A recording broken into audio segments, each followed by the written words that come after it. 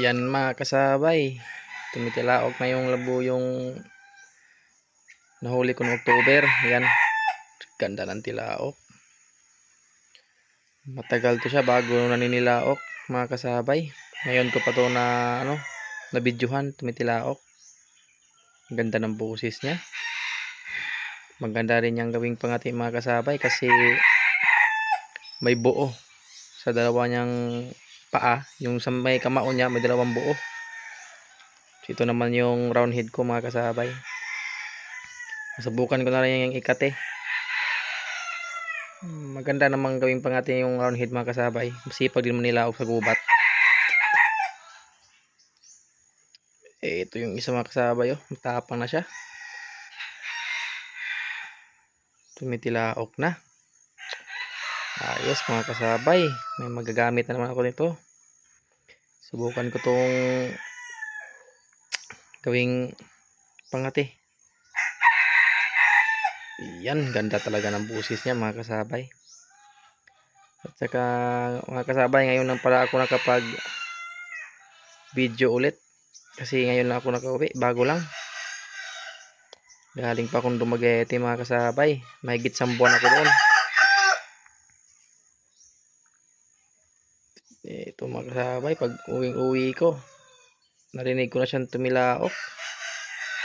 Yan, nilagay ko siya sa labas. Yan, ganda talaga ng buses. Tapang rin tong round head ko mga kasabay. So, pwede kayong mag-comment sa akin mga kasabay kung ano ang magandang pangalan dyan sa kanya. Ganda talaga ng tilaok mga kasabay, hindi nakakasawang pakinggan.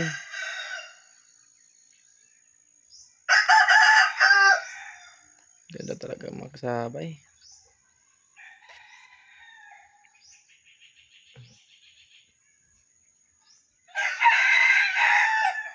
Sa tingin nyo mga kasabay, pwede na ba itong gamitin sa gubat? Mukhang matapang na Sumagot si Sani. Yan ang kasabay, ang ganda talaga. Ganda talaga ang tilaok. Ito talaga yung inihiling ko mga kasabay. Sana tumitilaok na siya. Tagal ko na itong nahuli. October pa ito nahuli mga kasabay. Tapos January pa siya na tilaok. Iyan, kondisyon na kondisyon.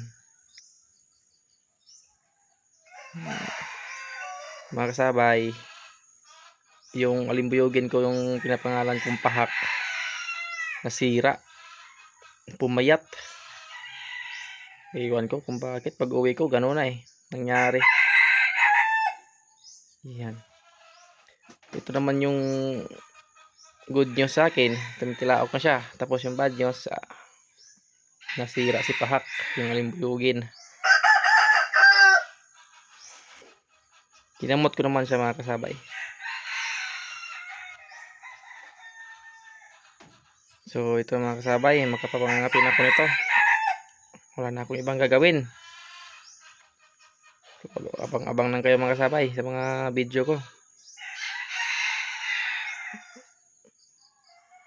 Ayos. Tumitilaok pa rin.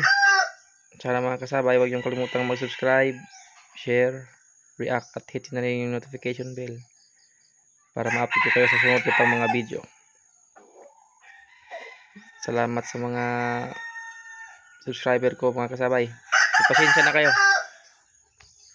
Ngayon na ako nakapag-video ulit. Gawa nga ng kabisihan. So mga kasabay, babawi ako sa inyo. Mangangati tayo. Wala na akong ibang gagawin kundi mangati lang. Huli tayo ng maraming labuyo. Gawin nating alaga. Yun mga kasabay. Ito na si roundhead at saka yung isa hindi ko pa alam kung ano yung pangalan ko nito mga kasabay. So comment nga kayo mga kasabay kung ano yung magandang pangalan sa kanya. Napakaganda ng tilaok Di nakakasawang pakinggan yung tilaok niya. Ayan, kondisyon na kondisyon talaga. So, yun lang mga kasabay. God bless. Salamat sa panonood.